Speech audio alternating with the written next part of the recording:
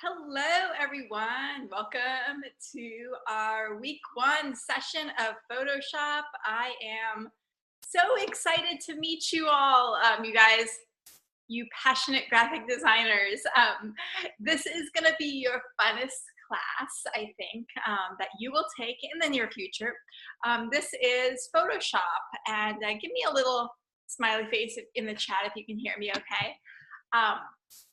Photoshop is this program that is probably one of the most important graphic design programs because it lets you do pretty much everything, whether it is photo retouching or digital illustration or poster design or typography, layout design. You can even do logo design in it.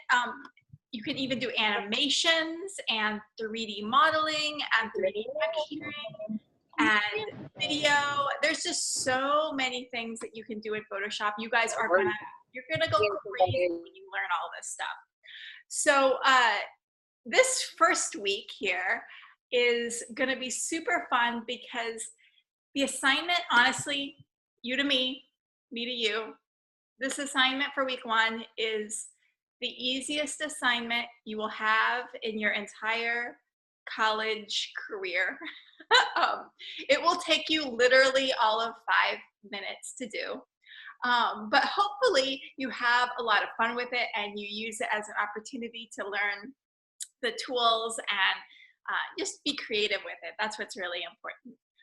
Now, some of you I know might be a little bit worried, concerned, fearful maybe, because maybe you've never used a Mac computer before.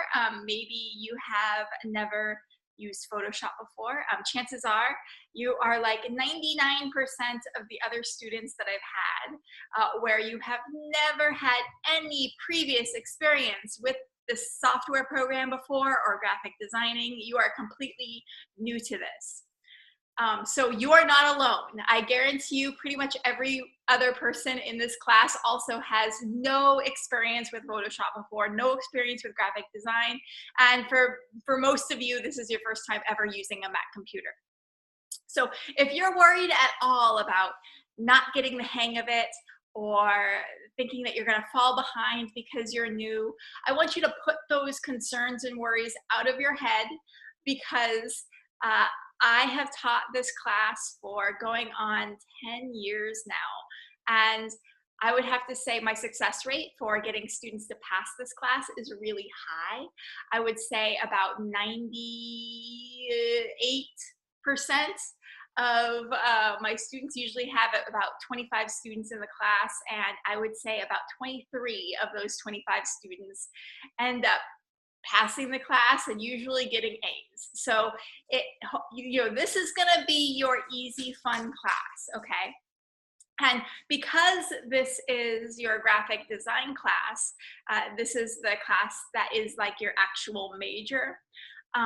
I really, really want you to make this class the priority. I know many of you also have a management class, like Management 105, and maybe you even have like a math class as well. And I know those classes are important, but because you guys are graphic designers, I really, really want to encourage you guys to put priority on your graphic design classes. If you have to get a B in something, get a B in management, get a B in algebra or math. But your graphic design classes are the classes that you want to get an A in. And don't be fearful that an A is going to be something that's going to be hard for you. It's actually not going to be that hard. In fact, I tell my students that it's pretty hard to fail my class, but you can do anything if you put your mind to it. Students who end up failing usually do so because they want to fail, because they work really, really hard at failing.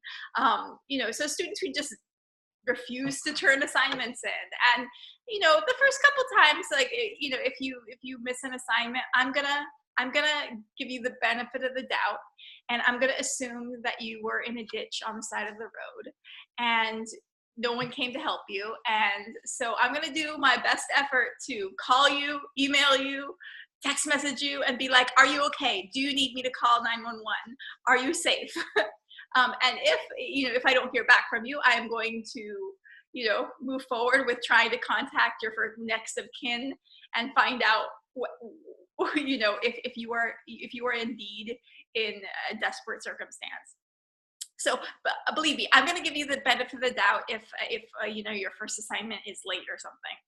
But do me a favor, and when I reach out to you, do say, yes, I am alive, so I don't have to keep on worrying about you. And, do say, I will be turning my assignment in on Monday. And I really want to encourage you guys, please, this is very important for not just me because I care, but for all of your instructors and all of your teachers. If you're going to be late with an assignment, to prevent us from worrying and thinking that you are in a ditch on the side of the road, let us know before the Saturday at midnight deadline that your assignment is going to be late. And we understand things happen. Life happens. Health problems happen. Family issues happen. And we as your instructors want to help you, but you have to also help us by letting us know if an assignment is going to be late. And usually if you contact us, before the deadline, we will be more than happy to give you extra time, and we understand. Yes, so Trenton asked, will this session be recorded? Absolutely. All of your class sessions, just like in your previous classes, they're always recorded and they're always posted in the live session link in the classroom. So you can watch this class session as many times as you want. And what I'm gonna do tonight, you guys, I'm gonna walk you step by step through how to do your week 1 assignment. I'm gonna walk you through step by step through how to do your week 1 assessment. I'm going to show you how to install Photoshop and get all of your assignments turned in, how to use Photoshop for the first time and how to do these basic tools. So please do not worry that you are not going to get the information that you need in order to do the assignments and pass the class. This class is all about that. Final note, with all of your classes, Saturday, week 4, is a hard deadline. So midnight, Saturday, week 4, all your work has to be in. There are absolutely no extensions, no ifs, ands, or buts. If you are unable to get your assignment turned in by midnight, if you turn it in at 12:01, you're gonna get kicked out of the classroom, and you will lose out on 200 points. So if you had an A, your grade will drop down to a C. If you had a B, your grade will drop down to a D, and if you had a C, your grade will drop down to an F. And I don't think there's going to be anyone here that's going to get a C in graphic design class, right? This should be the fun class, the easy class. So that's right. If you get something, get it, like I said, get your C in math. So we're going to move ahead, and I'm going to go through the whole process of installing Photoshop, using Photoshop for the first time, and doing your week. Okay, I got to hear that. Oh, I heard some audio there. Did someone have a question? Yes, ma'am. I was saying because I was trying to look at my assignments earlier tonight before we started this live lecture, and I couldn't. I know it was saying to the tools. It should be in my tools. And I didn't know where to find that at. I got my MacBook and everything, but is it supposed to be in the Adobe under the Adobe? Are you talking about Photoshop, the program? Yes, ma'am. I was confused on where to find that at. Yes, so what you need to do is install Photoshop, and that's what I'm going to do here in this class session, is walk you step by step through how to install Photoshop. Okay, great. Cool. Yay. Any other questions, by the way, before I get into how to do this? Cool. Okay, you guys are awesome. I'm really excited to meet you all, and I know you guys are going to do some spectacular graphic design work. So let's go through the whole process of installing Photoshop first. And this is going to be not too hard, but it is really, really important, guys, that you get Photoshop installed before Wednesday. And because that is a requirement. Photoshop must be installed before Wednesday. Okay, what we're gonna do is go over here to our dashboard, and you're gonna scroll down to the IU graphic arts community. Oh, and by the way, I haven't talked about the importance of taking notes yet. So if you guys don't have a piece of paper and a pen or a pencil, go ahead and get a piece of paper or a pen or a pencil out right now and write down all these steps. And especially when I get into the assignment, you want to write down the steps. You know, step 1, click here. Step 2, click here. Because if you are just sitting back and watching this class session like a TV show, and if you don't take notes, there is absolutely no way you're going to remember how to do it. And I know some students also like to follow along on their own computer while they're watching the class session, and I highly, highly do not recommend that. Studies have shown the best way for you to succeed in your online classes is to have a piece of paper, write down notes, write down the steps as I go through them, and then after the class session is over, follow your notes to complete the steps of the assignment, and then if you get stuck, review the recording and or come to my multi-session for one-on-one help. Okay, so what we're gonna do is to get started installing Photoshop, you're gonna go to the IU Graphic Arts community.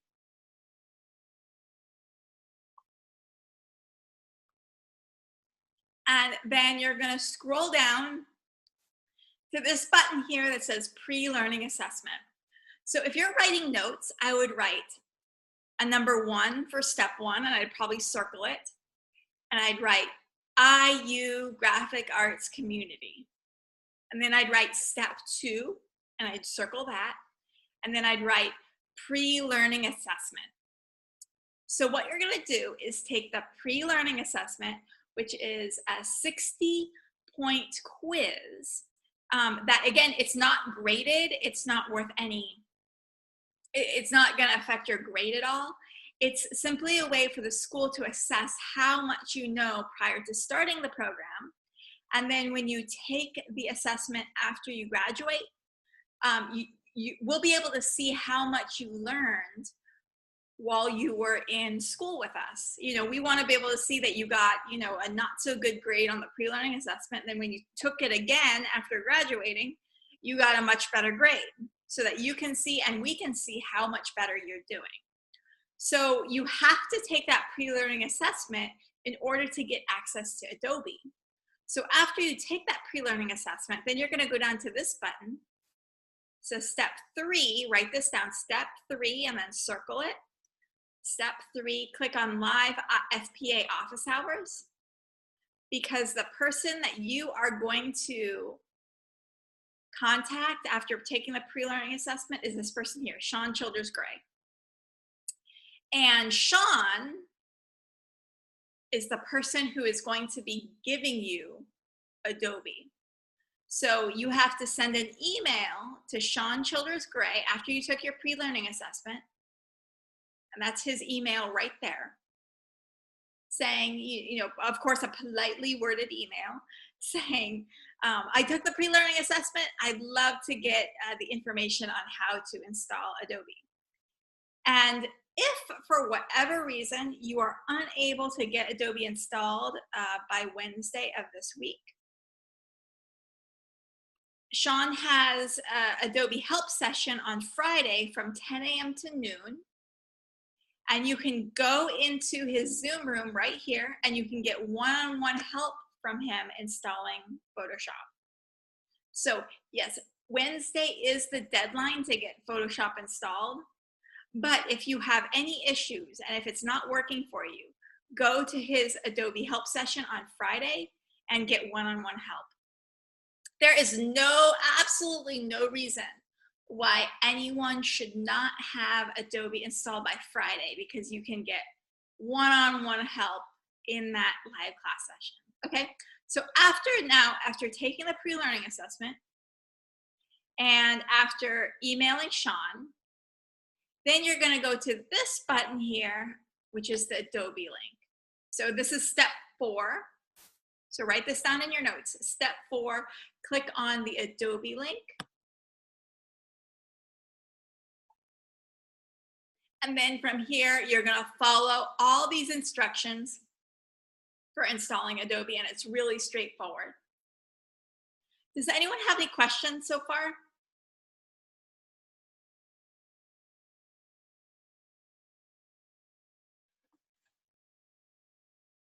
Okay, and you know how I was saying that a lot of students, most of you, have never used a Mac computer before, and you might be worried and scared and confused. Well, one, don't be, because Macs are really easy. Two, we have these videos here. And if you click on these videos and watch them, they take you step by step through how to use your Mac and, you know, the different Adobe programs and what it is. So just watch that, take notes. Now, when I graduated grad school, I had been working exclusively on a PC, never used a Mac before. But my first job, you know, was on a Mac computer. And not only was I having to work on a Mac computer, but I was also having to teach others on a Mac computer. And I had never used a Mac before, but I didn't even need a book or videos. It's very user friendly. And there's a few buttons that are different. And I had to have someone tell me that, okay, instead of right click like you would on a PC, you alt or option click, and instead of control, you command. But it's very intuitive. So I tend to find that the students who are like really freaked out about using a Mac computer, they aren't necessarily freaked out because it's harder. They're freaked out because they have their own anxiety to work through. And they tend to get anxious about things that maybe they don't need to get anxious about. So if you just relax, kick back, have a glass of wine, open up your Mac computer for the first time, watch these videos, open up your Adobe program, you know, look at your notes and follow along for the assignment instructions, you are going to be fine. The moral of the story is relax. You're going to do good in this class. I'm here to support you. I'm here to help you, you know, make sure that you have the skills that you need in order to succeed in this program. And, you know, I'm going to bend over backwards to do whatever I can to help you get an A in this class, okay? So let's go to our class, our first class, and go through what we're going to do this week.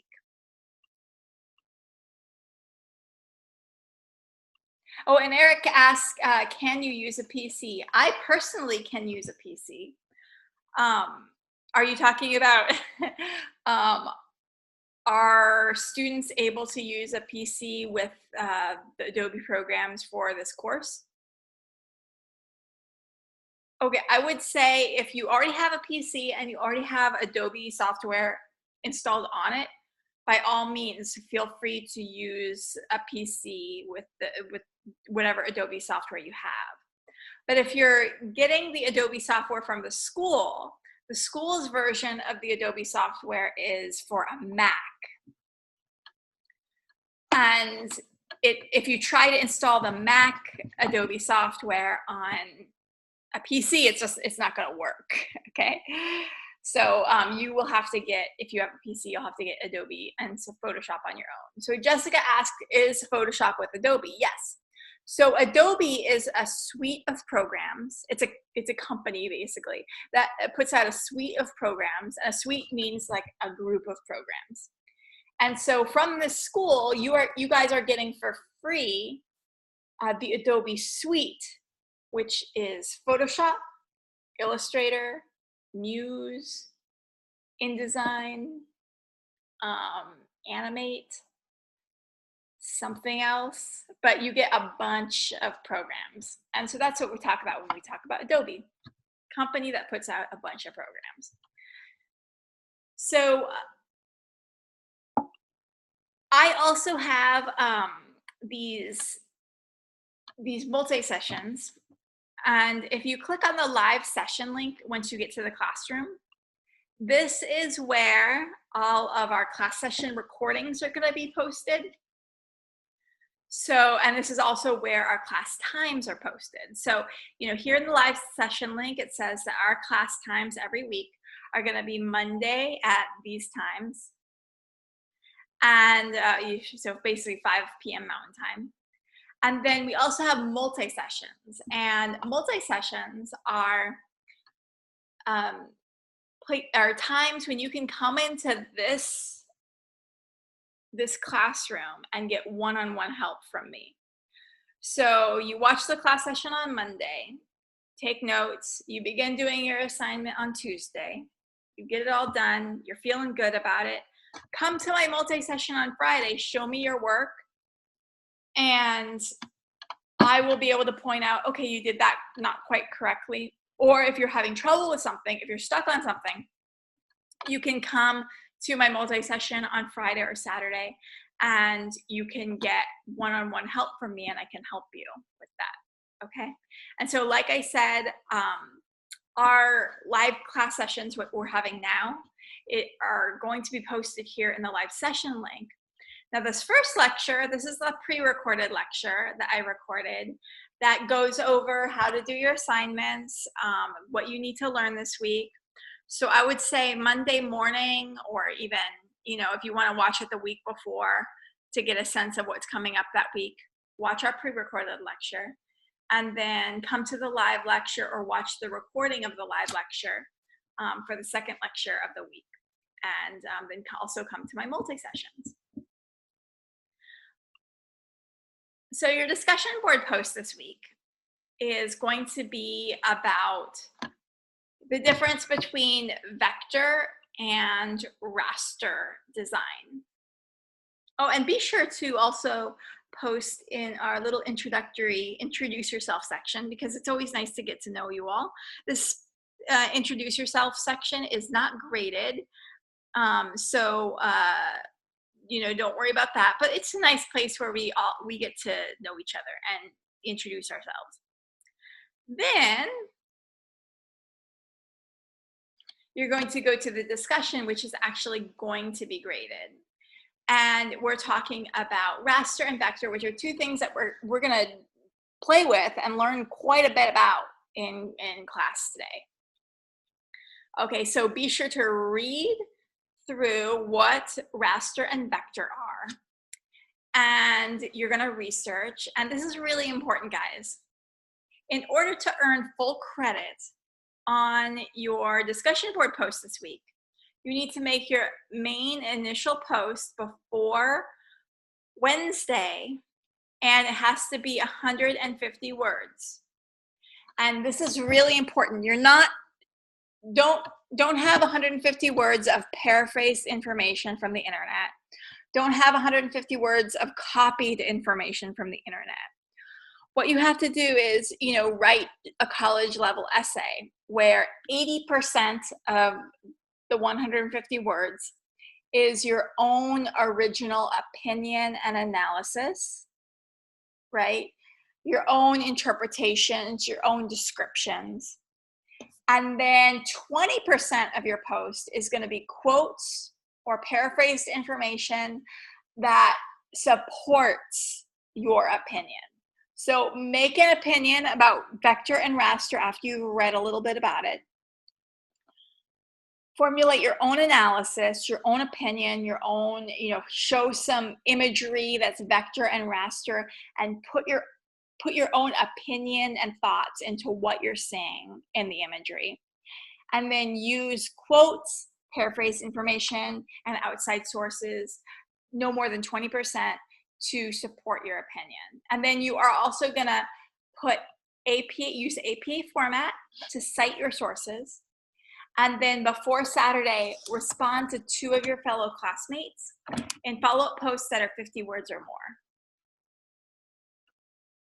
Now, if you're confused about what your discussion board post is going to look like, we have examples for you. And you can click on these benchmark examples to see discussion board posts that fulfilled all the requirements in order to get an A. And I even went ahead and posted one down here. So you can see your own original opinion and analysis, an image that supports what you're talking about, right? Then I use a little quote to kind of back up my opinion. So here's another quote as well. And then I put my cited sources in APA format, right? And made sure it was 150 words or more. Right, so this is a perfect example. Now, are any of you guys confused about how I put in an image here in this board? Yes, I'm new to all of this, but I'm excited about it. Okay, cool. Does anyone want me to demonstrate how to put a image into your discussion board post? We can totally do that. So let's say I am going to find a really good example of a vector image. So I'm going to go, here is an example of a vector image.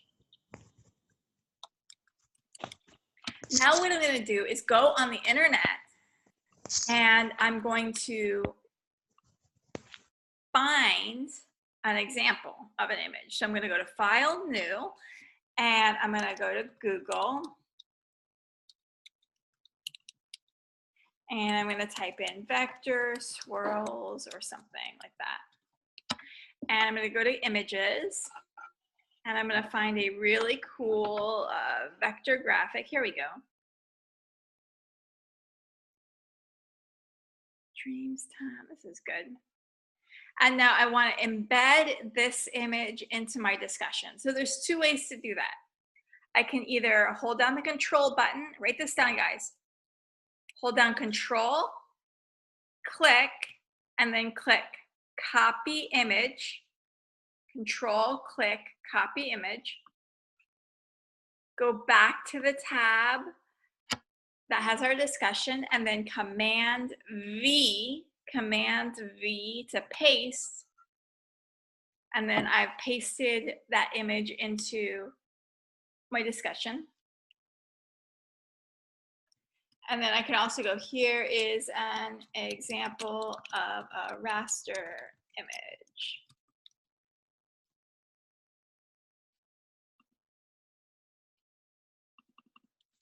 So maybe I'll type photograph.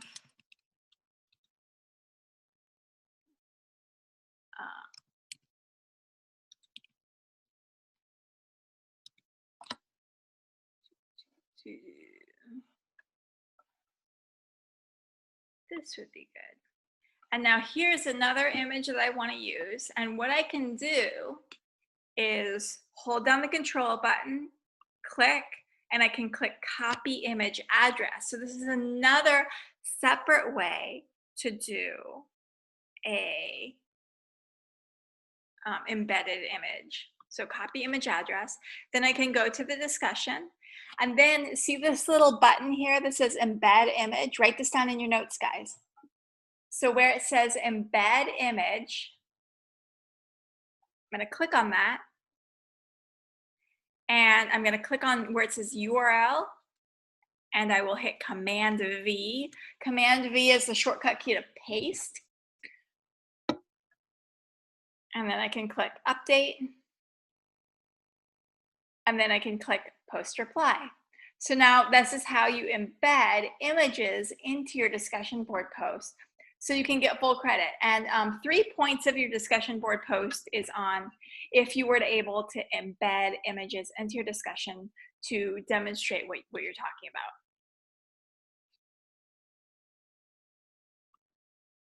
Now we get to the fun part where we make our first assignment. Any questions though before I get into making this first assignment?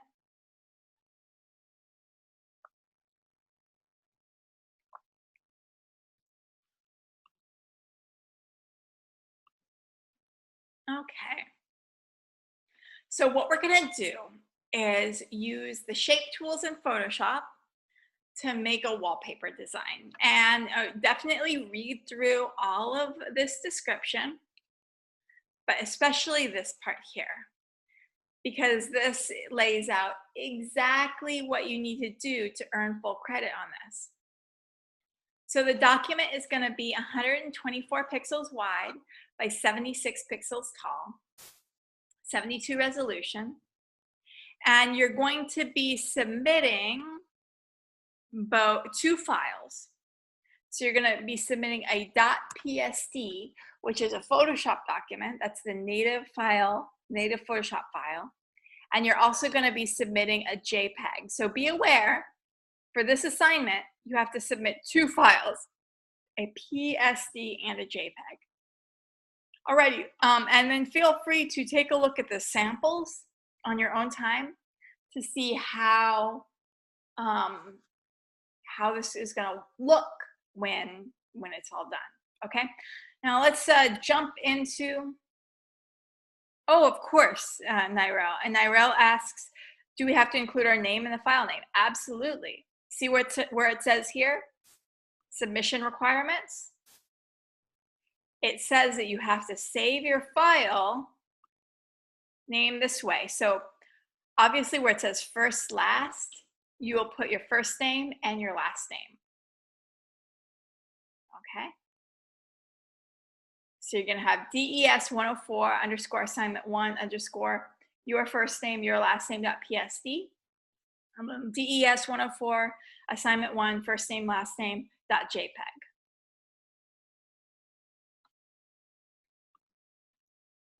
Okay, we're almost ready to use Photoshop for the first time. These are the 3 things that we're going to be learning this week, and this is what you are trying to demonstrate that you know how to do this week in Photoshop. You are going to be showing that you know how to use 4 different techniques for making selections. You want to show that you know the difference between raster and vector, which we're going to talk about in just a moment. And we're going to show that you know how to apply 3 of Photoshop's shape layers to produce images. And again, if you are new to Photoshop and you're already feeling like your heart palpitating, maybe you're opening up the software for the first time and you're looking at all of these different panels and you're freaking out, again, just take a deep breath. You got this. This class is designed for students who've never used this before. You guys are all smart people. So I guarantee you, you are going to get an A in this class, okay? This is going to be an easy class for you. Don't be afraid of never using it before or not having used it in a long time. A good strategy for success, though, to ensure that you get a good grade, attend and watch our weekly sessions. That's what you're doing now, so that's good. If you don't yet have a piece of paper by your computer, get a piece of paper out now and a pen or a pencil and write down the steps. Write down the steps, because studies show that when you actually physically write down the steps with your hand on a piece of paper, the information goes in your brain. But if you type up your notes or if you don't take notes at all, I guarantee you're not going to learn this. You have to write down your notes, and then you'll be able to look at your piece of paper.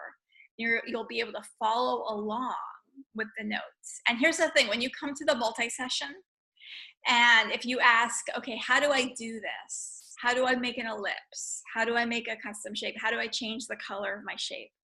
The first thing I'm going to ask you is, what do your notes say? And if you say, oh, I didn't take notes, I'm going to be like, watch the session again and take notes. Okay? I'm here to help you. If you have questions, always feel free to ask. But I just want to stress how important it is to take notes for your learning. And then contact me immediately if you have questions. Of course, if I go too fast, type in the chat, hey, can you do that again? That's what I'm here for. And then, of course, turn in your weekly work before Saturday at midnight. Get in the habit of turning your work in as early as possible, because especially when week 4 rolls around, there's always a tragedy bound to happen. And so you want to make sure that you know,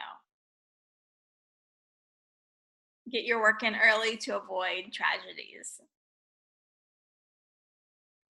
And Eric, you are going to have a copy of this PowerPoint because this is recorded, so you'll be able to look at this PowerPoint again. And here are the deets on the Photoshop installation pre-learning assessment. Take the pre-learning assessment, follow the instructions of the IUGA community, and then email Sean if you need assistance. Okay. So let's now venture into Photoshop for the first time. And here's the thing, because I have used Photoshop a whole lot, when I open up Photoshop for the first time, it looks slightly different than how it looks when you guys open it for the first time. Because for the first couple times that you open up Photoshop, it's gonna have a screen that pops up that like makes it very easy to figure out how to make a new project. Mine, that's been gone for a long time, and now I go up to File, New to make a new project. So, hey, do me a favor. Does anyone have Photoshop open on their computer right now? Anyone have Photoshop open on their computer right now? I was thinking maybe I could have you share your screen, and you can show us all like that first introductory screen that pops up for people who are using Photoshop for the first time.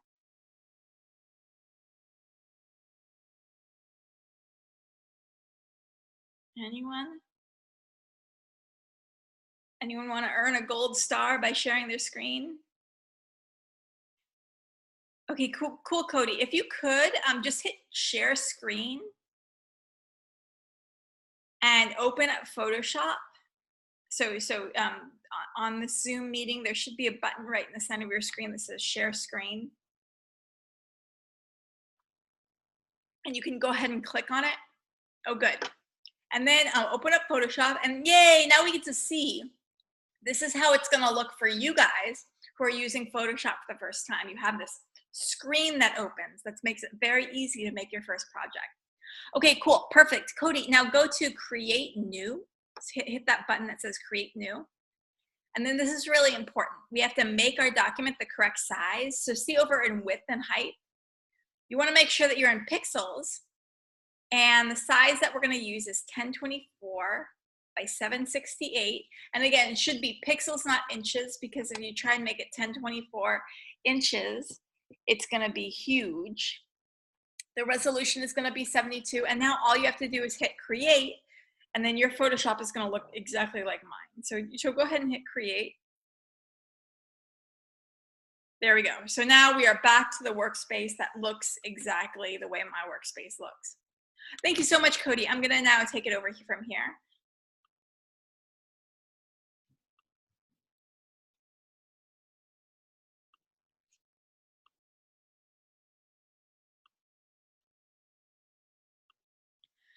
Okay, so yeah, I have a couple other panels open. So we can close the character palette for now. We can close the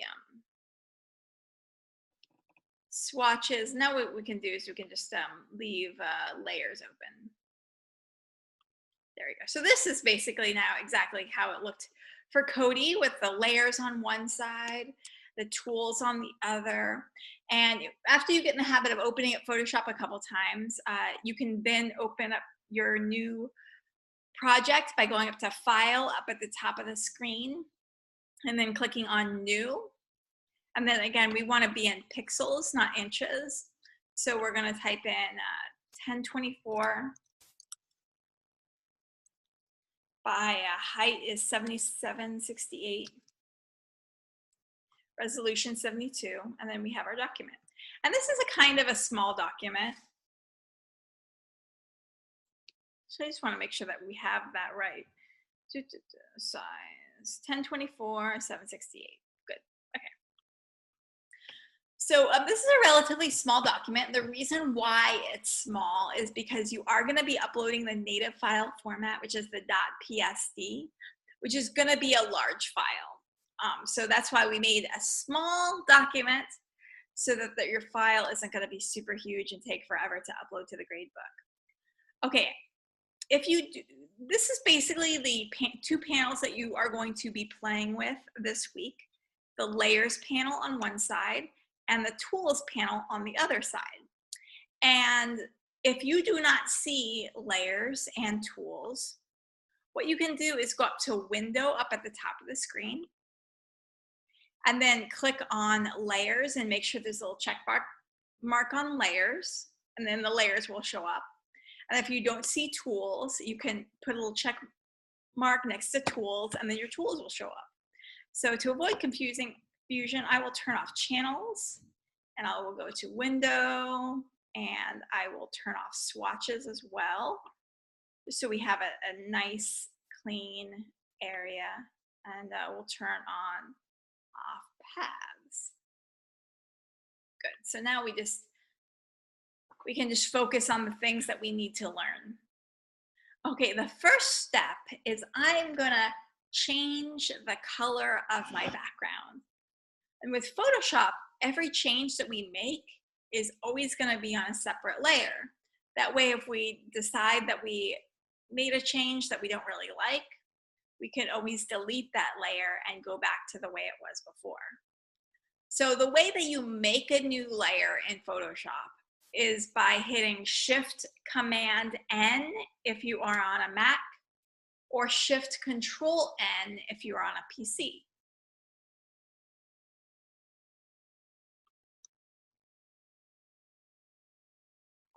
Another way to make a new layer is by going down to the bottom of the layer panel and clicking on the little square that's right next to the trash bin. There's a little square with a little triangle next to it. That is the create a new layer option. So with Photoshop, there's always 4 or 5 different ways to do the same thing. So I would recommend always using shortcut keys because it will make your workflow so much faster. But the thing about shortcut keys is you have to remember them. So always write them down. Shift Command N equals a new layer. Shift Control N for a PC means new layer. So let's go over the steps that we've done so far. To make a new document, we went to File, New, write that down, File, New. We made a document that was 1024 by 768. So be sure to write that down as well in your notes. 1024 by 768. Then we made a new layer by hitting Shift Command N, okay? This new layer is transparent, which means you can see through it. And we know that it's transparent because it has a little checkerboard pattern on it. We want to, though, fill in that transparent layer with color. So I'm going to click on the little paint bucket tool here. And then I'm going to select a color from my foreground swatch. So right now my foreground color is white. I'm going to click on it. So write this down. Click on paint bucket tool, then click on your foreground color swatch. And then click on a color, nice dark blue color, any color you want. So here on this little column, this is where you click the hue. So if you want purple, you click up here. If you want green, you click down here. If you want blue, you click around there. And then here is where you pick how dark or light or saturated it is. So if you want a light background, you click here. If you want a dark background, you click here. So I'm going to click a nice dark blue color. Click OK.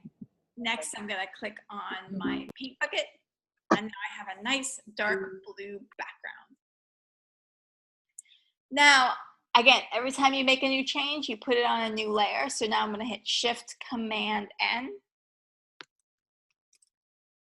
And I'm going to make a shape. So if I made a dark blue shape on a dark blue background, you wouldn't be able to see it, right? believe it or not, students have made this issue before where they've drawn a shape and then they come to me saying, why can't I see my shape? I drew my shape and it's not there. Well, it's not there because you made a dark blue shape on a dark blue background. So we need to first change our foreground color, do something much different. So I'm going to choose like a light orange. And then I'm going to choose a new tool, the custom shape tool. And you are going to soon find that the tools in Photoshop are all roommates together. And I should have actually said this before I picked my paint bucket. So some of you might be wondering, once you open up Photoshop, I don't see my paint bucket. My paint bucket is missing. No, it's not missing. These tools, like I said, they're roommates together. So if you cannot see your paint bucket, chances are that's because the gradient is showing. And you need to click on the gradient button. And once you click on the gradient button, you'll see that the paint bucket and the gradient are roommates on the same button. So if you need to get to the paint bucket, but you're seeing the gradient showing, click and hold on the gradient, and then the paint bucket will show up. Now, same for the custom shapes. All the custom shapes are roommates together. So if you see this little amoeba looking shape,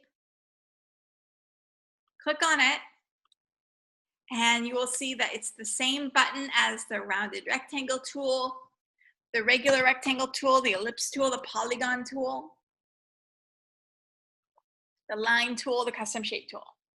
So maybe you see the rectangle tool here and you want to get to the ellipse tool. You click on it and then there's the ellipse tool. Let's say you see the ellipse tool and you want to get to the custom shape tool, which is that little amoeba looking thing. Click on the ellipse tool and there's the custom shape tool. They are all roommates together. So first we're going to play with the ellipse tool. And these tools allow you to create shapes. But there are settings that you can play with. And the most important settings are available up at the top of the screen. And you have shape, path, and pixels. Shape, path, and pixels. You can choose to draw something in shape mode. You can choose to draw something in path mode. And you can choose to draw something in pixels mode. Now, I would strongly, strongly recommend that you only draw in shape mode, because shape mode creates a vector shape, which is the subject of your week 1 discussion. And a vector shape is a shape that is created with a mathematical calculation. And it means that you can resize it as much as you want, and it's always going to look crisp and clean and smooth. A pixel-based shape is made out of little squares of color, and a pixel-based shape, it will look very pixelated and distorted. If you make it larger and shrink it down again and make it larger, you'll start to see those squares of color and it looks really bad. So let me show you what that means. You click on the pixels option, hold down the shift button, click and drag. If I were writing my notes right now, I would just write, do not use pixel mode. Okay, so let's say I drew a little polka dot here with my pixel mode, and I decided, you know what, I made that polka dot too small. I want to make it much bigger. So you hit Command T, write that down. That's an important shortcut key that you're going to use all the time. Command T is the control that allows you to increase the size of your object. And then you hold down the shift button and you click and drag. And so you increase the size of your circle. Oh no, what happens? Because this circle was made out of pixels or little squares of color.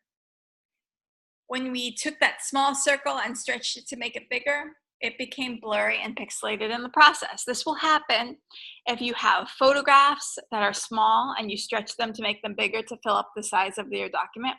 They're going to look pixelated. And as professional graphic designers, we never, ever, ever, ever, ever, ever, ever want our projects to look like this. So that's why if we're making shapes, we always make them in vector mode. If we're using photographs, photographs can't be vector. Photographs are by their nature made of pixels.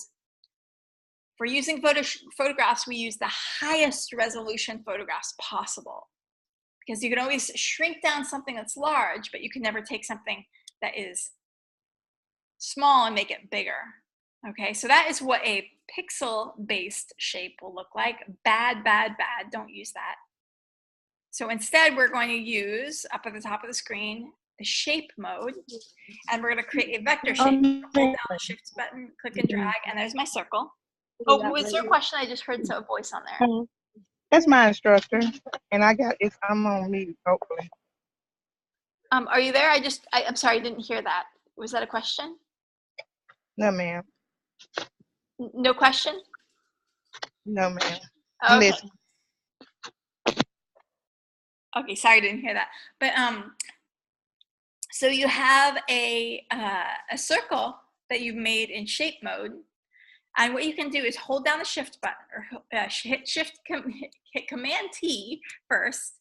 Command T, write that down in your notes, guys. Command T allows you to resize your object. And then you can hold down the shift button and click and drag on the corner to increase the size. And you can see, unlike the pixels mode, when you resize something in vector mode, it looks nice and crisp and clean and smooth.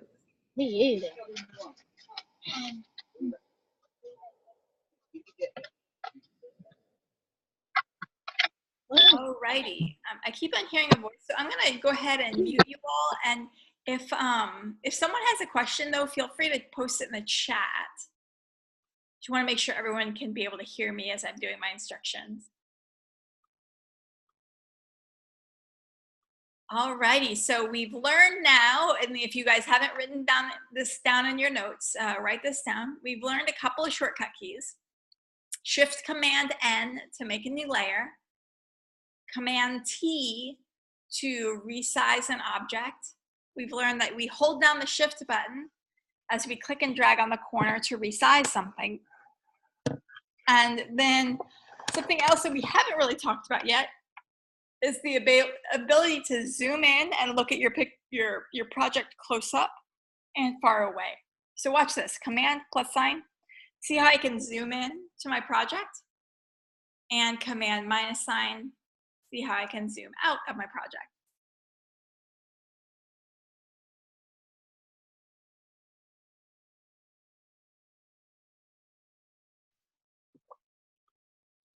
Alrighty, I'm gonna make a new layer. And let's choose a different color now. I'll choose something that is a little bit more orange, maybe. And let's use another shape tool. And this one is really fun. Again, all the shape tools are roommates together on the same button. And we are going to use the polygon tool because it allows us to make something really, really cool. It allows us to make a star. And this is the #1 thing that people always, after they see me do this, they ask me to repeat it because it's so cool. So do me a favor, guys, and pay real close attention to what I'm about to show you. So I've chosen my polygon tool. Now I'm gonna go back up to the top of the screen, and I'm gonna click on this little gear icon up at the top of the screen. And I'm gonna make sure that this button here that says star is checked, and I'll indent my sides by 99%. And then on sides, I'll put like 66 sides on my star. Now watch this. I'm gonna click and drag, and ta-da! I've made this cool like starburst. Right now it looks kind of silvery because the path of the shape is showing. So I'll just make a new layer really quick.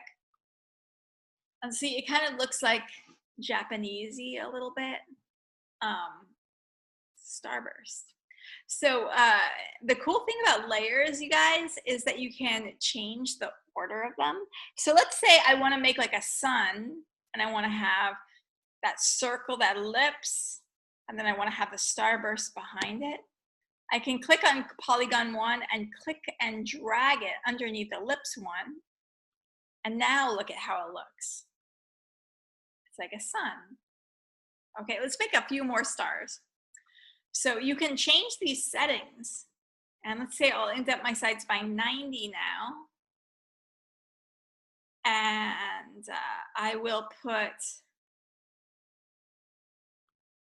8 sides on my star.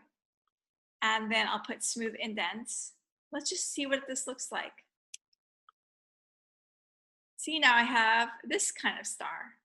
So I'm just holding down the shift button and clicking on them to put them all on the same layer. Let's make a different kind of star. I'm going to go to the little gear icon here. And this time I'm going to indent my sides by 60%.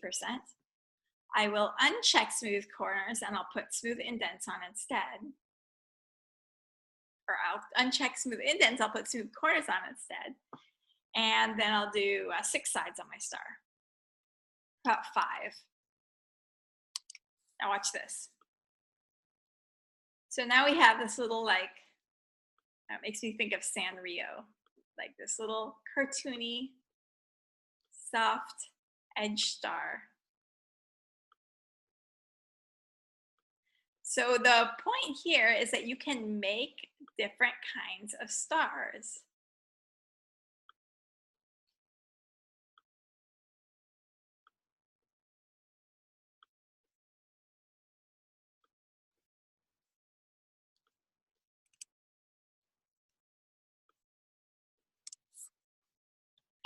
So we have successfully used 2 of the 3 shape layers, and I think for the purposes of this assignment, you had to use 3 shape layers.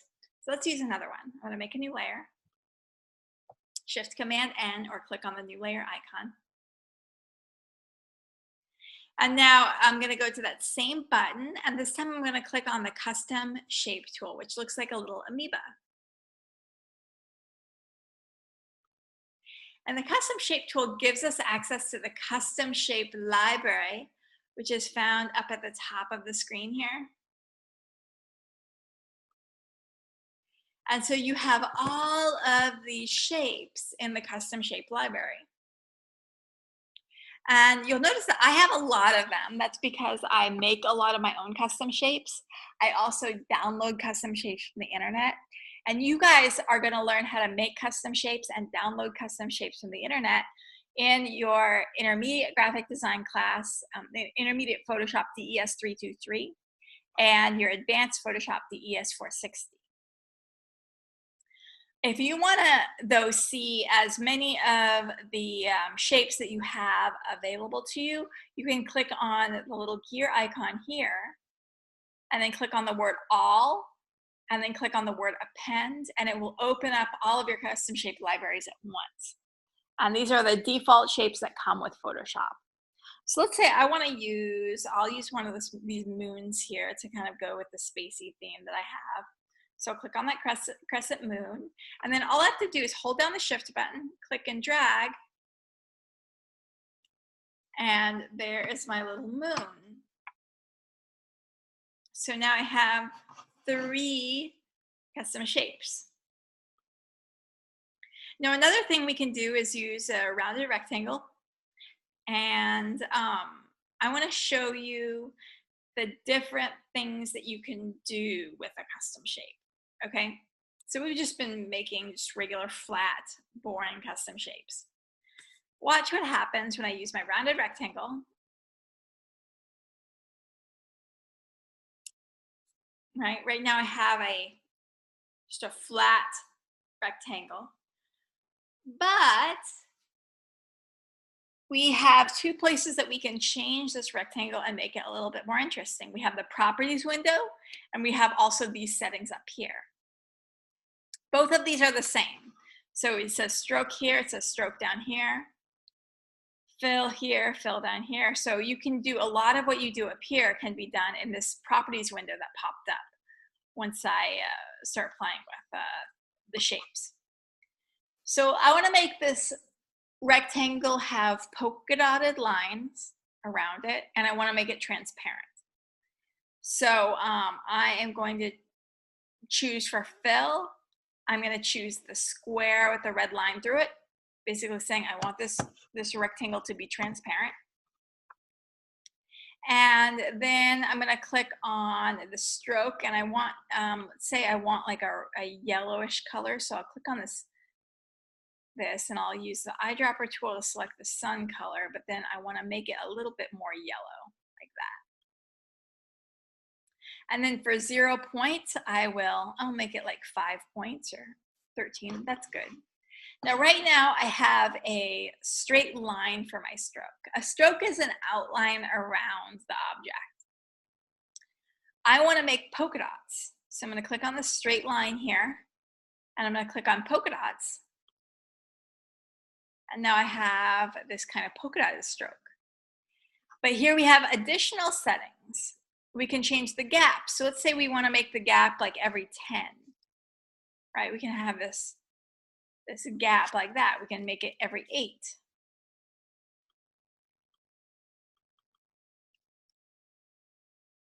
We can change other settings. We can make it like long like that, or we can make it that. We can make it like, we can change all these settings and see what happens.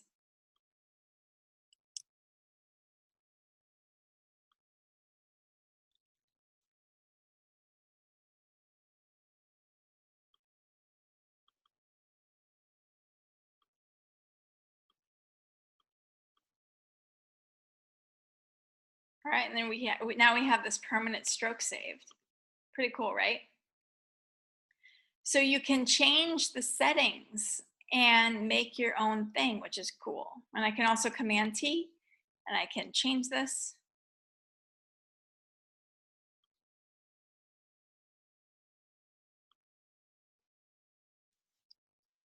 Again, making it my own thing. Alrighty, so now we have the basic requirements met. We have at least 3 custom shapes used. We've made it the right size. Now we have to save it as a PSD and a JPEG. So I'm going to go to File, Save As, and the .psd file is your native file format. And for this assignment, we're going to turn in the native file format as well as a JPEG. I would recommend for all of your classes that you make a folder on your desktop that has each class like in a separate folder. So we're going to go to desktop, we're going to click on new folder, we're going to name this new folder des104 July schoolwork.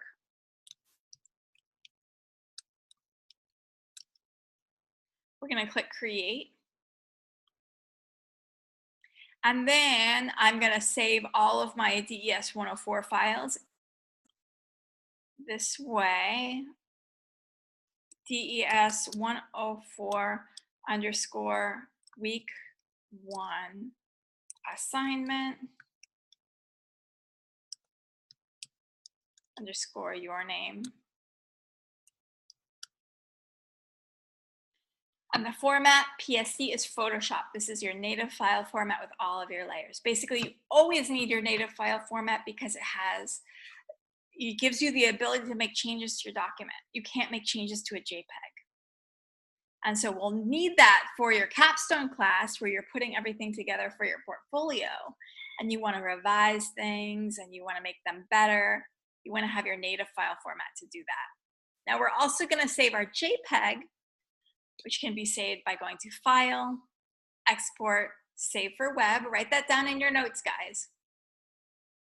Steps to save a JPEG are File, Export, Save for Web. We want to make sure that you get full credit by saving it correctly. File, Export, Save for Web. From this little drop-down menu here, again, we're saving a JPEG, not a GIF. So we're going to select JPEG from the drop-down menu. And then we're going to hit Save. Then we're going to browse to our folder, des104 schoolwork. And then you're going to hit Save. So 2 files you're going to be submitting, a JPEG and a PSD. Any questions so far? Because we still have to demonstrate how to do your assessment, which is really easy and fun. It's going to be a coloring page. But I thought I'd kind of go over some things that sometimes happen. The first time someone takes a Photoshop class, I made a little cartoon. It's kind of my introductory to Photoshop cartoon. And there is a moral or message here that I'm trying to convey. So see if you can identify what the moral or message of this little cartoon I made is. Hello. I noticed that the file you submitted for your Photoshop homework was a 500 megabit PSD document. Due to the fact that it will take me about 3 hours to download a file that big and I have 120 other students to grade, would you mind submitting a small JPEG file under 500 kilobits in addition to your PSD document? How do I make a JPEG file? I have explained how to do this in both the lectures and in the video I made entitled Step-by-Step Instructions on How to Do Your Photoshop Homework. You can also find out how to make a JPEG in the textbook. Have you watched my lectures? No. I don't have time to watch the lectures. I work a full-time job. You should definitely try to watch the lectures, because there are a lot of important instructions on how to do your class assignments. At the very least, do try to watch the video I made called Step-by-Step Instructions on How to Do Your Photoshop Homework. Where is that video? It's in the announcement section of the classroom in bright red bold letters at the top of the screen. I don't think I have time to watch that video. Can you just tell me how to save a JPEG? I'm starting to worry that maybe you didn't do your Photoshop homework correctly if you don't even know how to save a JPEG. You should watch the video instructions and make sure you did everything correctly. I don't have time to watch these videos. Just tell me how to do the Photoshop homework. Okay. First open Photoshop. Then, go to File, New, and make a document that is 8 by 10 and 72 dpi in RGB mode. Whoa. This is too hard. There is too much to remember. How am I going to possibly learn this all? I think it would be much easier if you just watch the video I made, and take notes on it, and then pause, rewind and rewatch the parts that are confusing to you. RGB. DPI. This is so confusing. I'm never going to remember this all. Photoshop is too hard. Thousands of people learn Photoshop every day. It's not hard at all, and actually pretty fun. There's too much to remember. There's all these tools and layers. I'm so confused. I couldn't learn this online. I'm taking Illustrator at the same time. This is too hard. I've taught hundreds of students Photoshop online. They all had to learn Illustrator at the same time. Most of them passed both classes and most of those got A's. I know you can as well. I have a job and a family. I need to spend time with my family. Most students taking online classes have jobs and families. They have succeeded and you can too. School is taking too much time away from my family. My family comes first. Lots of students at this school work jobs and have families. My kid has the flu. I need to take care of him. If you were sick, would you expect your kid to ignore his or her school work to take care of you? If you work hard in this class and get good grades, you'll be able to get a good job and send your kid to college one day. Don't you want your kid to see how important school is, and how making excuses only ends up costing more money and time in the long run? I'm not making excuses. Photoshop is too hard. I'm too old to learn new things. I'm never going to get this. Most my students are older. Sure, The first week of class is always a little difficult, but everyone usually catches on as long as they do the reading, watch the lectures, videos, and email me if they have questions. Maybe I should take this class on campus instead of online. In many ways, learning online is easier, because you can rewatch the lectures as many times as you want. You have immediate access to a tutor several times a week, and you can call or email me anytime if you need help. This is too hard. I keep making mistakes. Maybe I should switch to another school. I know it seems difficult. But if you quit now, you won't get to find out how fun Photoshop can be and how. I do hope you will watch the lectures and videos and then visit tutoring or call me if you need help. This is only the first week. Don't quit now. Okay, so I did have a little message in that cartoon. What do you guys think I was trying to tell you?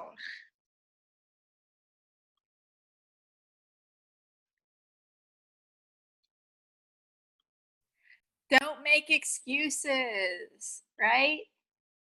If that student had put half the effort that he put into making excuses into just doing his assignments, he would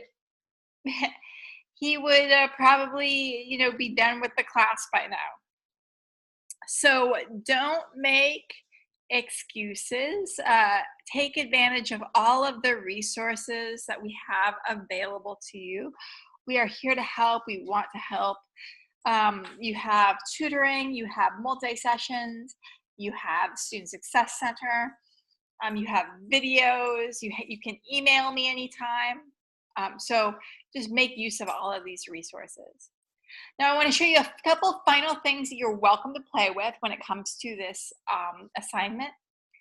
Layer styles, blending modes, and adjustment layers, which are not required, but are things that you can play with and have fun with. So first is the layer styles. Let's say I wanted to make these stars shine. I wanted to make them glow.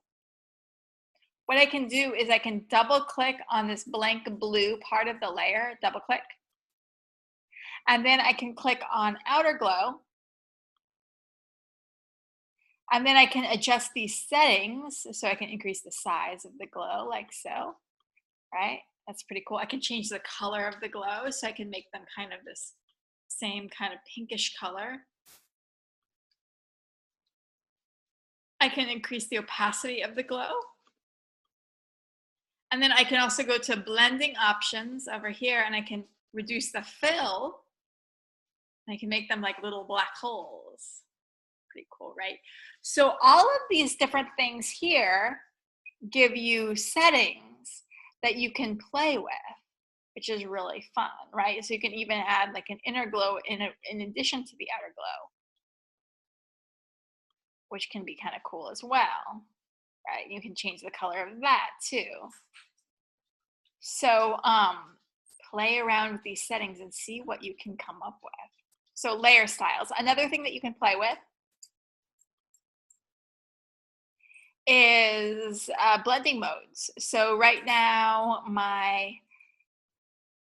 let's say my stars are on the normal blending mode. I can change them to something like hard light.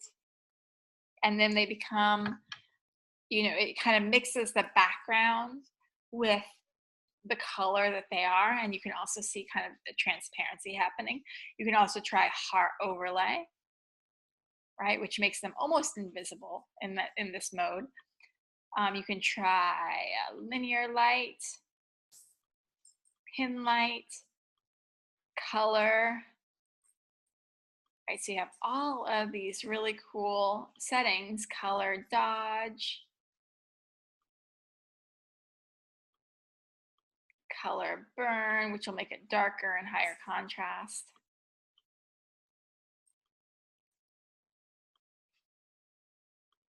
So play on each of your layers, play with the blending modes, which are right here. And then you also have adjustment layers, and you're going to learn a lot about blending modes and adjustment layers in coming weeks. But if you want to play with them now, by all means, feel free to do so. And if you go down to the circle that's light on one side, dark on the other, you can click on hue saturation. Hue saturation is just one of the many blending modes, and it's very, very fun to play with because it shows you what your project will look like in different colors. So you can just move this hue slider around and see what your project would look like if it was in different colors.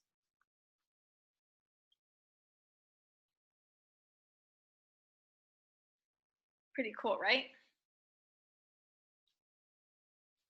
You can also click colorize and see what your project would look like if it was completely monochromatic.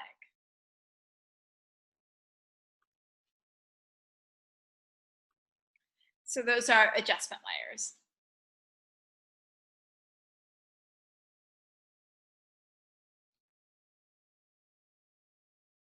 Any questions?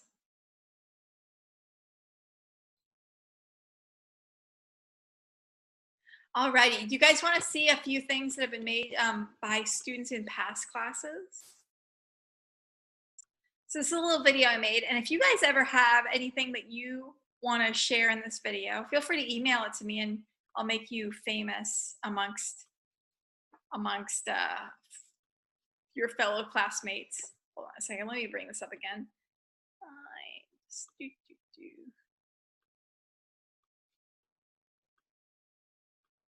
Okay, these are some projects that have been made by students in the past.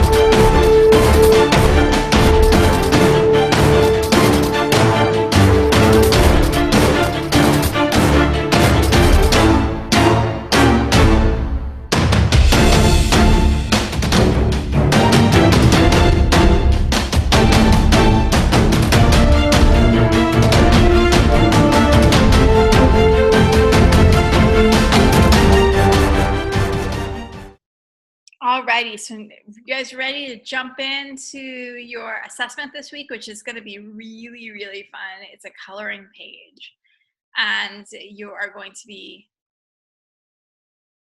making some interesting colors and coloring something in using these blending modes and selections. Actually, I should venture over to the classroom and show you how to do this. So we're gonna take a look at the description for the week 1 assessment. Oh, and by the way, for all of your assignments, before you turn them in, always look at the rubric, because this is how I have to grade you, right? So 5 points for making sure that you turn in both the PSD and the JPEG on time. 30 points for making the document the correct size and resolution. 85 points for using 3 of Photoshop's shape layer tools. Okay, so make sure that you do all of those things so that you can earn full credit. Like, if you just decide to just throw some photographs in your wallpaper and don't use shape layers, I have to take off 85 points there. And then you get 35 points on a 120 point project, which is no good. So that's why it's really important to follow directions and also follow the rubric. Alrighty, digital coloring. So what you guys are gonna do here is download this image, which is a coloring page. And you get to color it in using Photoshop. So if you ever thought you would be coloring book pages in college, you were right. But chances are you probably didn't think you would be coloring book pages in college. So this might be a surprise for you. So this is easy and fun, but there are steps involved and you have to make sure that you do it with the right way so that I could give you full credit on the rubric. So with this project here, we had to first go File, New, and make a new document, remember? And you had to make the right size. For the coloring book project though, you're not making a new document. You're gonna go File, Open. So write that down in your notes, you guys. File, Open, File, Open.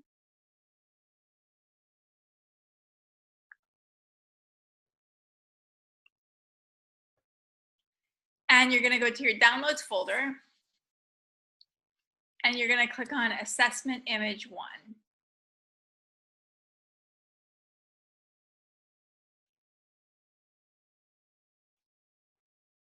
And then you're gonna click Open. Okay, so we're not making a new document. We're going to go File, Open. Now here's the thing, if we start coloring on this by making a new layer, and we start coloring like this,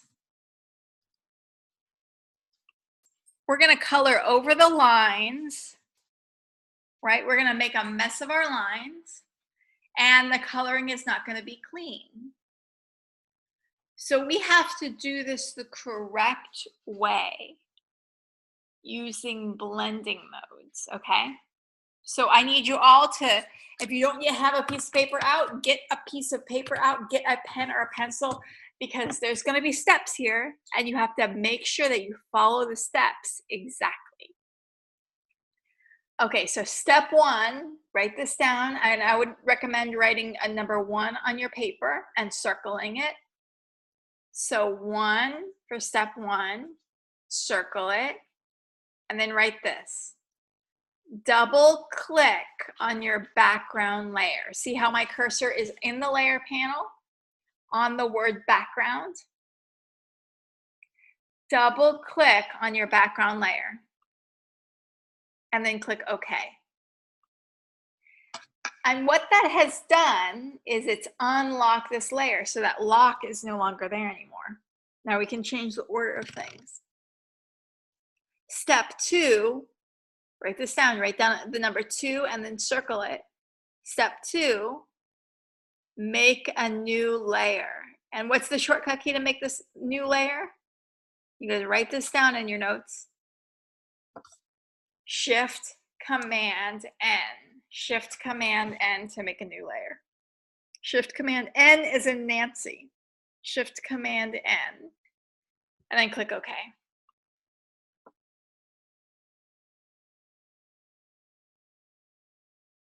Step 3. So write down the number 3 and circle it.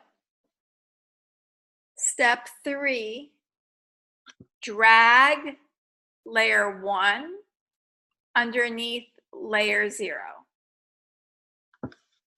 So the way I drag layer 1 underneath layer 0 is by clicking on layer 1 and then dragging it in the layer panel underneath layer 0.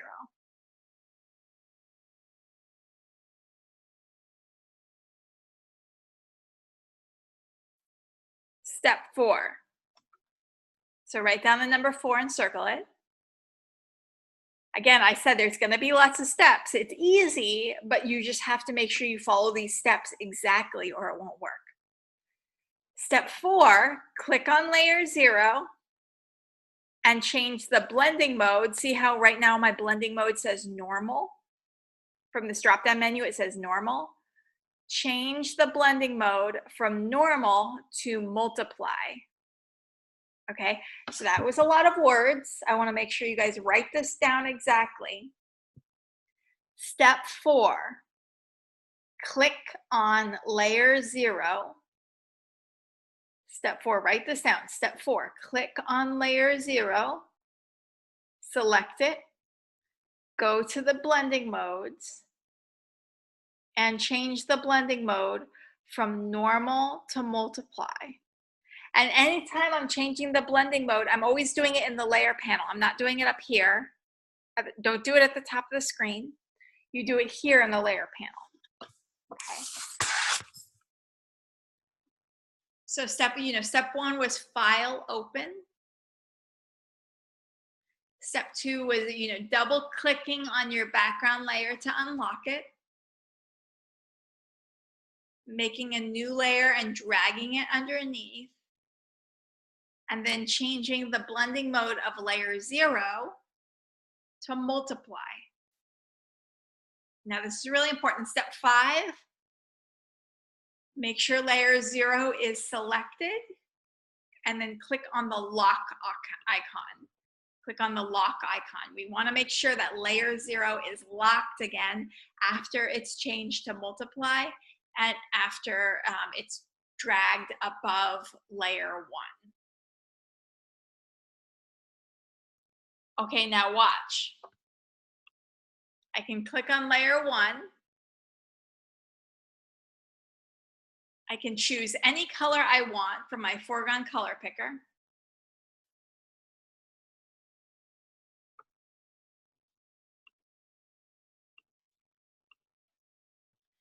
I can go to my paint bucket tool, and on layer 1, I can click and see now I've completely colored this document blue, but the lines have stayed nice and black.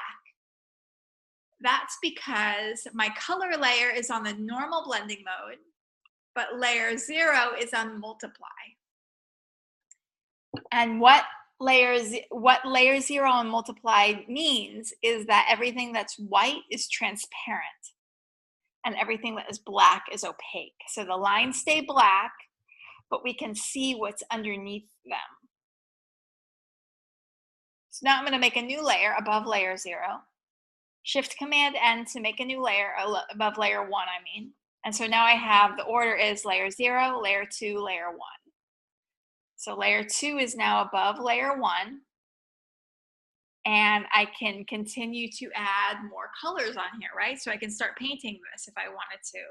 Let's see, I'll do yellow, right? So if I wanted to go crazy and paint like this, right? I can paint as much as I want without coloring over the lines. But we don't want to just paint haphazardly. We want to make nice, clean selections so that we can paint the individual shapes, the colors that we want. And so what we're going to do is use the magic wand tool to do this. Okay, I forget what step we're on, but write down whatever step is next. Now what we're going to do is click on layer 0 again, because we need to be on the lines in order to make a selection.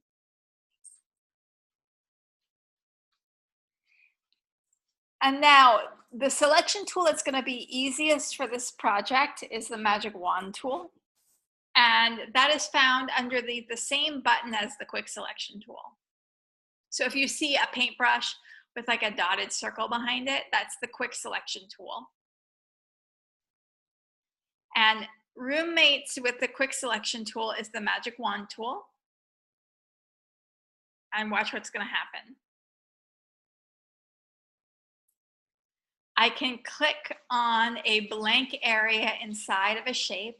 Remember, I can command + to zoom in real close.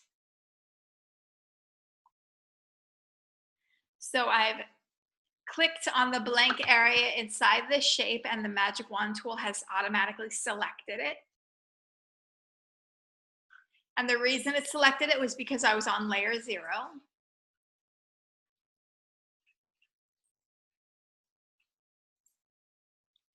Now I can go to layer 2. I can use the paint bucket tool, the letter G on your keyboard, and I can click, and now I've cleanly colored in that little area. Now, wouldn't it be nice to select multiple areas of my image at the same time? Guess what? You can. So first I have to deselect. I have to deselect what I've selected. And the shortcut for that is, write this down. The shortcut to deselect something is Command D to deselect. Command D to deselect. And now I'm going to click on layer 0. I'm going to get my magic wand tool, and I'm going to click on the blank area inside of a shape. So I have that selected. But I want to not only select that, I want to select this and this as well as maybe down here as well. So to select multiple areas at the same time, I'm going to hold down the Shift button. Shift, click, Shift, click. And that will Shift, click. So I'm going to select multiple areas at the same time just by holding down the Shift button as I click on this.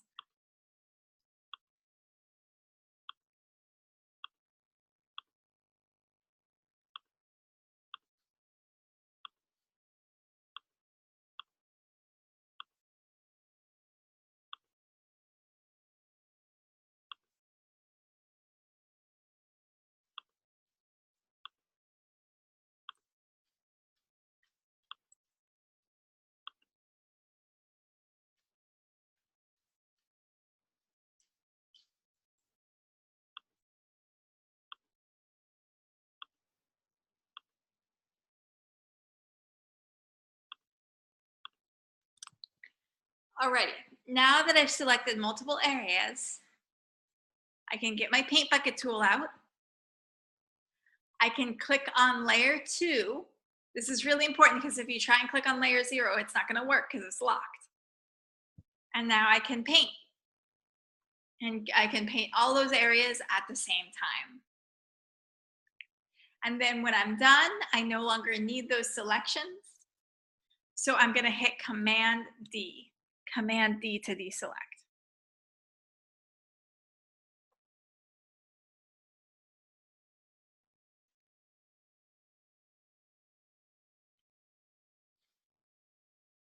Now I'm going to get my magic wand tool out. I'm going to click on layer 0. I'll select new areas by holding down the Shift button. And now we're going to select a different color. And so with this project, you're going to color this whole document. And I believe 4 different colors are required.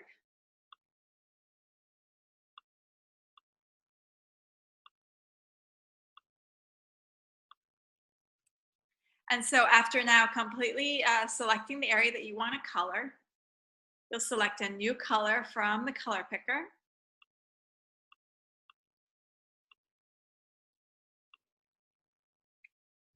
Click on layer 2, get your paint bucket tool out and click,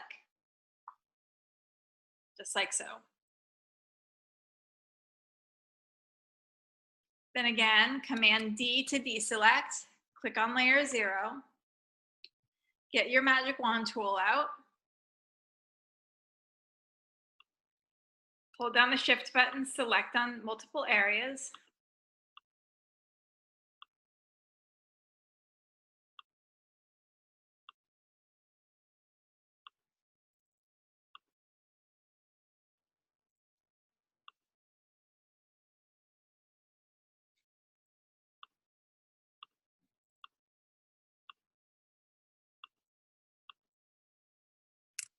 And then go to your paint bucket tool, click a new color, go to layer 2 and click to paint it. Command D.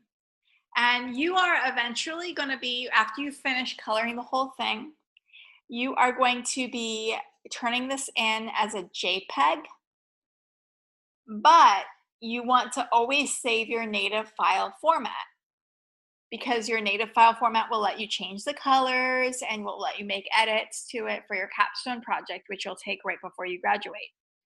So we're going to always save our native file format by going to File, Save As.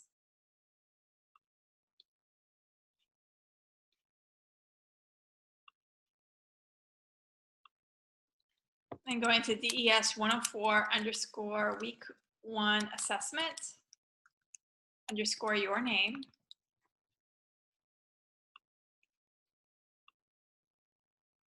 And then also saving the JPEG, which you're going to be turning in by going to File, Export, Save for Web. Write that down, all those steps. Write down those steps, you guys. File, Export, Save for Web.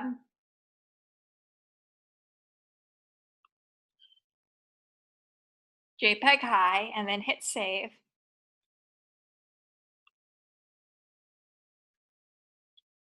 Ta-da! And you want to color the whole thing. Any questions on this assessment?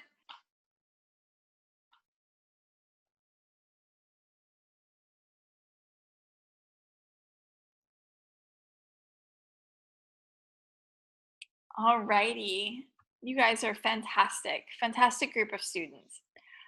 I have a few more tips. Some common reasons why students might earn a low grade on their assignment. And this is another little cartoon I made.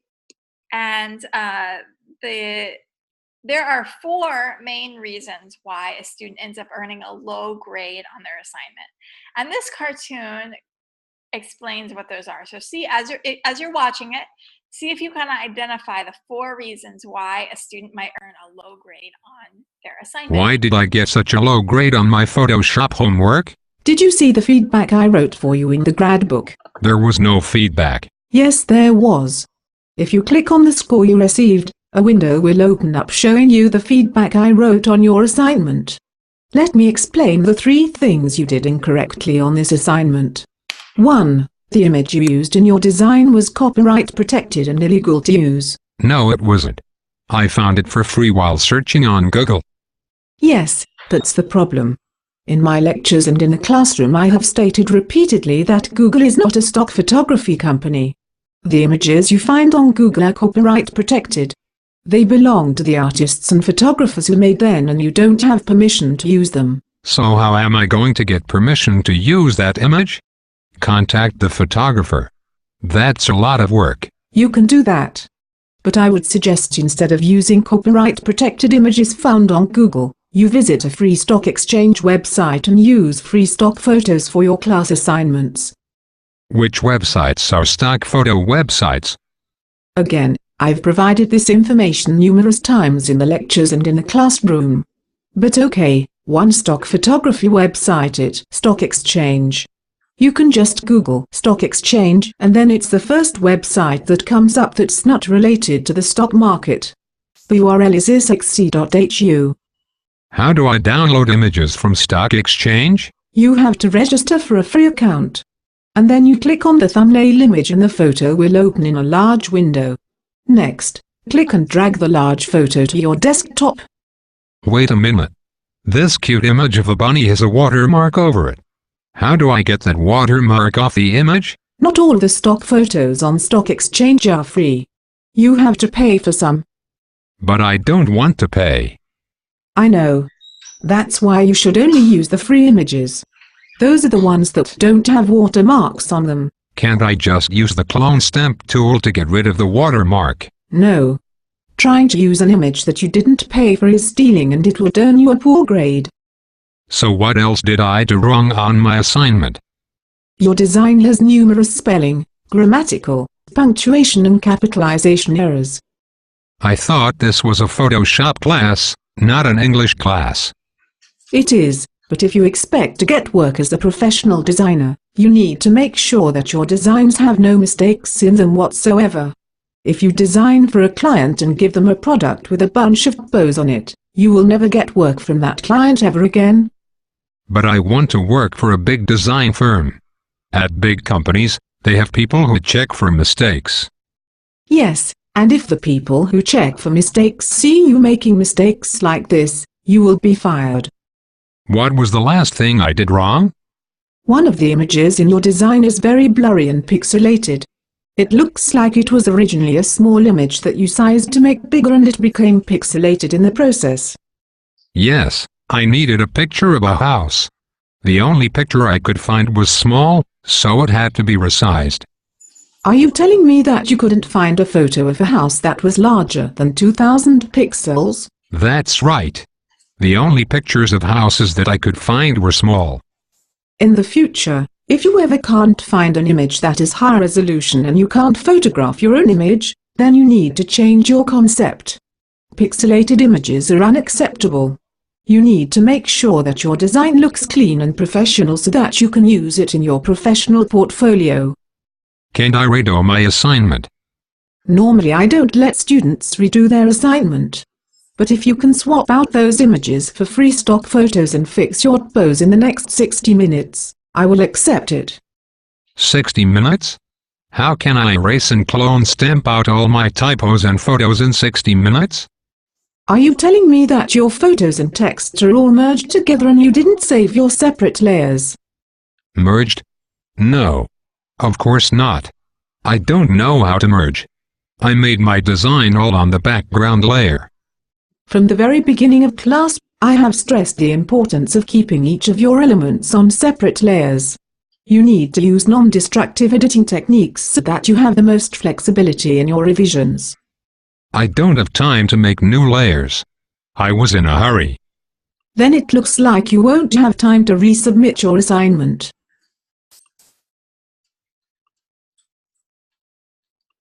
Alrighty, so what were the 4 mistakes that student made on his assignment? Give you guys a moment to think about that. What were the 4 mistakes that student made on his assignment?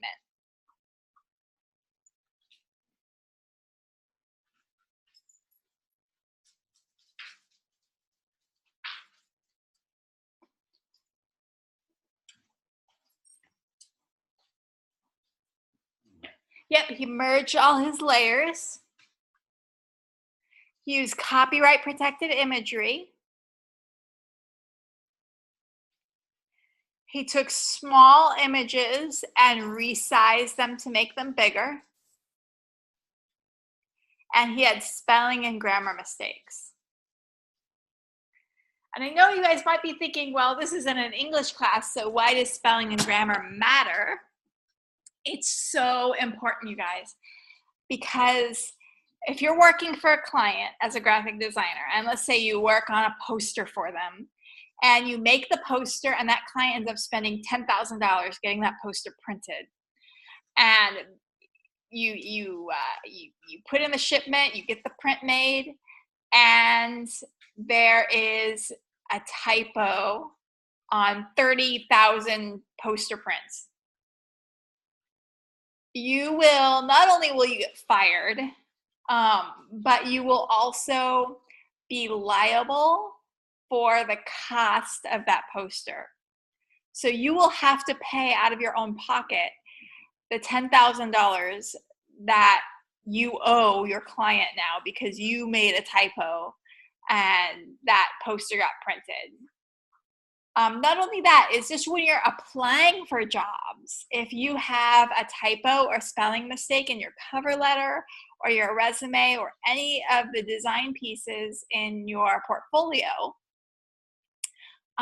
people will see that and think you're sloppy, that you're going to make mistakes for them, that you're going to be expensive, and they won't hire you.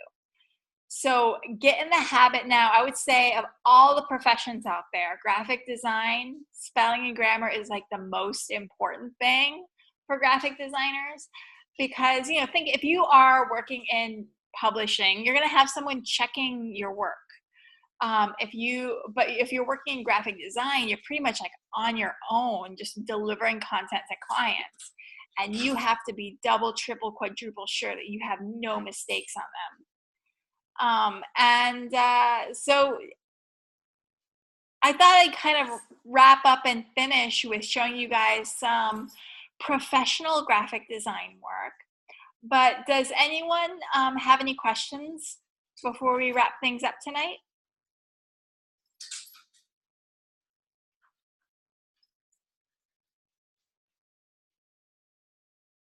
Any questions at all?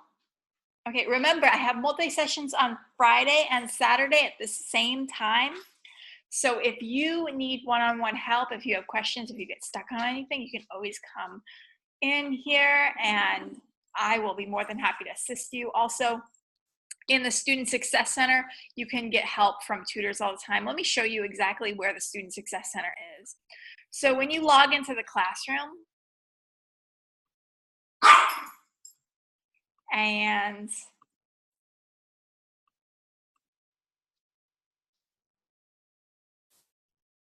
is there a limit on the details you can put for your assignment? No, you can put as many details as you want.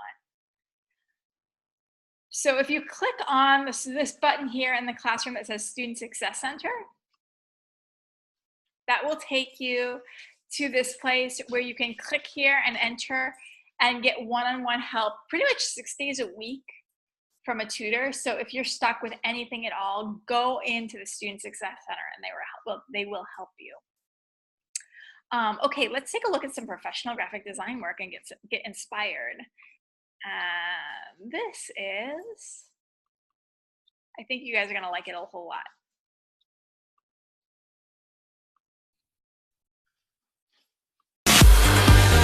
First and foremost, graphic design has to communicate something, but good graphic design makes people's lives better. You have to find a way to make sense of how to make something beautiful, and to me, you're speaking for them. As a graphic designer, concept is the first thing, idea and life. Graphic design is essentially a language for living.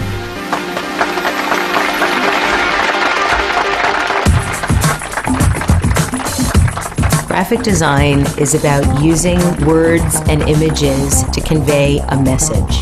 Graphic designers have to know a lot about color theory, typography, how to create a grid, but those are all really basic. You have to be somebody that is really interested in understanding human behavior, being able to understand how they think, how they choose, how they buy, how they believe.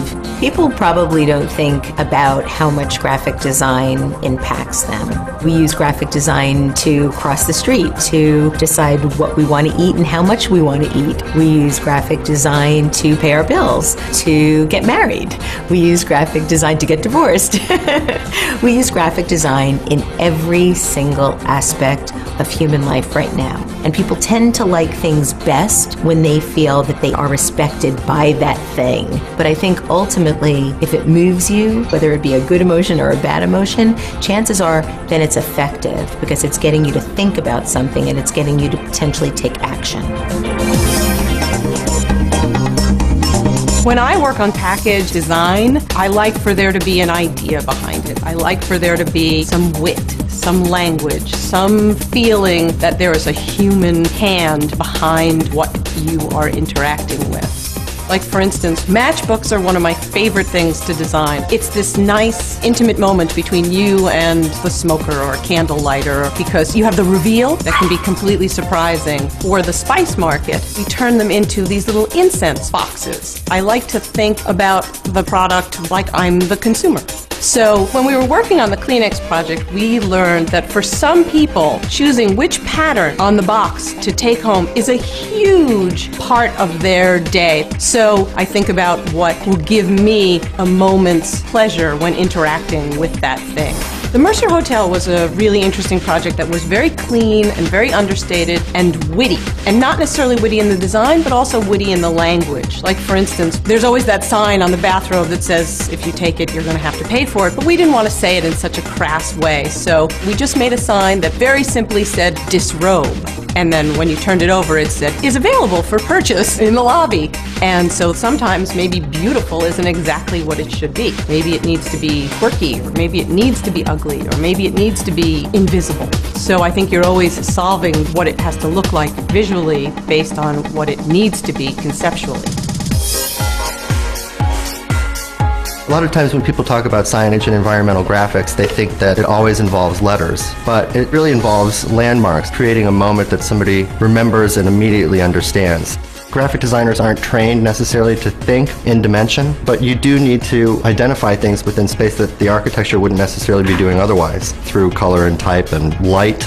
Working on the signage for Bloomberg's offices, they wanted people to use the stairs. We thought, if people are intended to use this space, why don't we at least make it interesting to use? If you can make the space interesting, people will want to be there. It really involves creating a moment that somebody remembers and immediately understands. Bridge designs or decorations that we had proposed for the city of Pittsburgh, and our proposal was to essentially make those moments special moments. So it could just be a paint job, or it could be using light in a certain way to highlight that feature as a gateway to the north side. Every building has a timeline of your experience with it. What's the cover of this book? And then how does that play out as one navigates through the space where your mind actually solves a problem? So there's a process of discovery there. Should you judge a book by its cover? I would really like to say yes, but I think that there's a lot of really good books out there that don't have good covers. My guiding philosophy in design is forever going to change, I think. You have to understand the responsibility you have in terms of there's someone at the end of the line there that actually cares about what you're doing, and you have to give it a voice.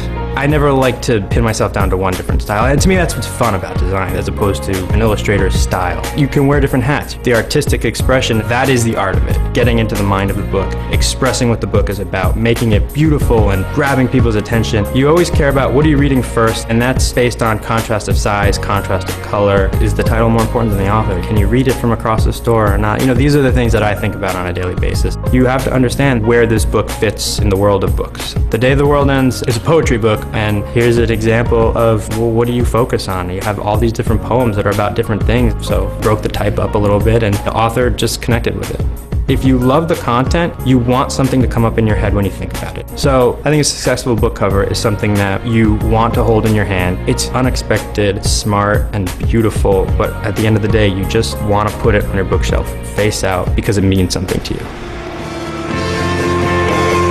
We use graphic design now in many ways to convey who we are as people, to define affiliations, to signal beliefs. If you can contribute to making people's lives a little bit better and elevating the general level of design, then why not? If you know how you want to make them feel, that's the most important thing. You just want to make something memorable. I say, do what you think is right and interesting and smart, and then worry about what the survey says.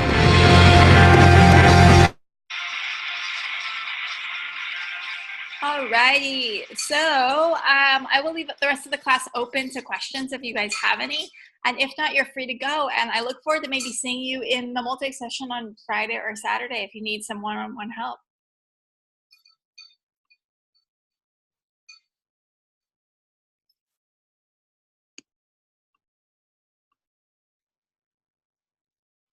Thank you guys, thanks for being great students. I'm looking forward to seeing the work that you do.